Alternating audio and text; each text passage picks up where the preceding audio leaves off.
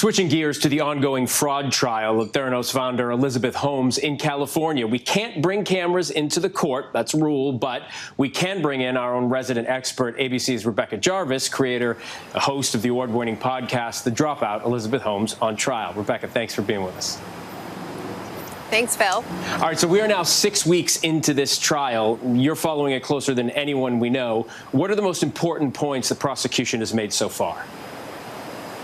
So the biggest challenge here is the complexity of this. This is blood testing. It is a very scientific process. And what the government has been doing over the course of these 6 weeks is really laying out what Elizabeth Holmes, the founder of Theranos, has told everyone from investors to Walgreens, their customer along the way, to patients and doctors, and really laying out for the jury to see the big distinctions between what the company and Elizabeth Holmes, the founder, was saying versus the reality along the way. We've heard from victims, people who got inaccurate blood tests along the way and who had very serious outcomes as a result of that, really traumatic experiences. We've heard from the lab director who saw everything firsthand. We've heard from employees. And of course, we've heard from General Mattis, who is one of the most famous members of the Theranos board, a board of many prestigious members from government.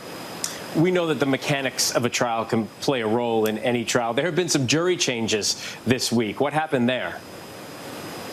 Well, it's really interesting what we've seen with this trial. First of all, just finding jurors who hadn't heard of Elizabeth Holmes, who hadn't heard of Theranos, was a feat in and of itself. Now we have a jury.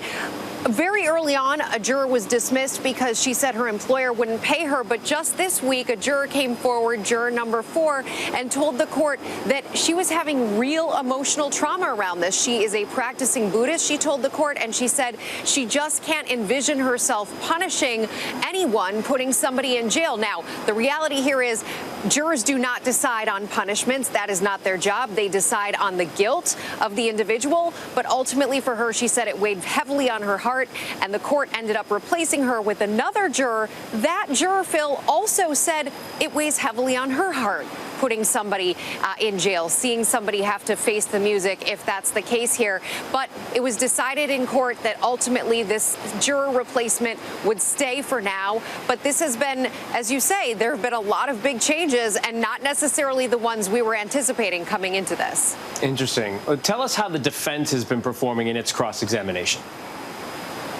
So we've seen a very aggressive and volatile defense over the last handful of days of the former lab director at Theranos, Dr. Adam Rosendorf, who was there at Theranos ahead of the big Walgreens launch. Remember, Theranos found its way into a number of Walgreens stores in Arizona and in California. So this is the lab director who was there, who said he warned Elizabeth ahead of the launch that the company wasn't ready to do this. The defense took a very, very aggressive tone in their cross-examination, and ultimately one of the objectives, according to the legal experts I spoke to, was to really diminish the lab director's responsibility, to suggest to the courtroom and to the jury in particular that he wasn't a reliable witness. There were a lot of exchanges that got very heated. Tensions ran hot in the courtroom. Ultimately, the legal experts I speak to do not believe that his role as a reliable witness was ultimately challenged or harmed by the challenges, but it certainly is more like a scene from Judge Judy than a scene from the Theranos trial that we've seen played out over the last handful of weeks. Rebecca, several government witnesses so far. I'm curious, who do you think have been the most important?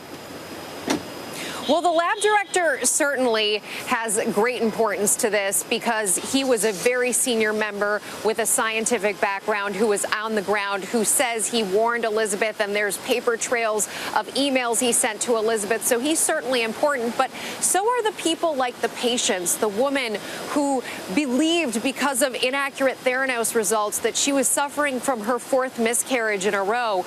This is the type of thing that really pulls on the heartstrings of the jury. And from the legal experts I speak to, a case like this that, again, can get so technical, it's so important to bring it back to the human cost. And when you hear from someone like this woman, Brittany Gould, who was on the stand and just had heartbreaking testimony around her inaccurate results, that is going to really land with the jury. A lot to sort through. We are glad you are there to do it for us. Rebecca Jarvis, thanks so much for the reporting. And for more, be sure to catch The Dropout, Elizabeth Holmes on trial, wherever you get your podcasts. Hi, everyone. George Stephanopoulos here. Thanks for checking out the ABC News YouTube channel. If you'd like to get more videos, show highlights, and watch live event coverage, click on the right over here to subscribe to our channel. And don't forget to download the ABC News app for breaking news alerts. Thanks for watching.